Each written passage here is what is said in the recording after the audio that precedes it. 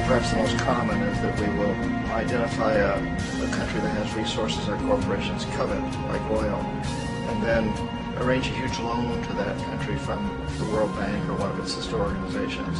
But the money never actually goes to the country. Instead, it goes to our big corporations to build infrastructure projects in that country, power plants, industrial parks, ports, things that benefit a few rich people in that country, in addition to our corporations, but really don't help the majority of the people at all. However, those people, the whole country is left holding a huge debt.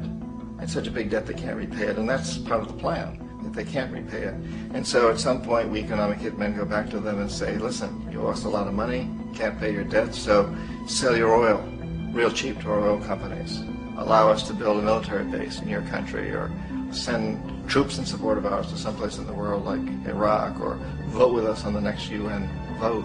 To have their electric utility company privatized and their water and sewage system privatized and sold to U.S. corporations or other multinational corporations. So there was a whole mushrooming thing, and it's so typical of the way the IMF and the World Bank work, that you put a country in debt, it's such a big debt it can't pay it, and then you offer to refinance that debt and pay even more interest. And you demand this quid pro quo, which you call a conditionality or good governance, which means basically that they've got to sell off their resources, including many of their social services, their utility companies, their school systems, sometimes their penal systems, their insurance systems, to foreign corporations.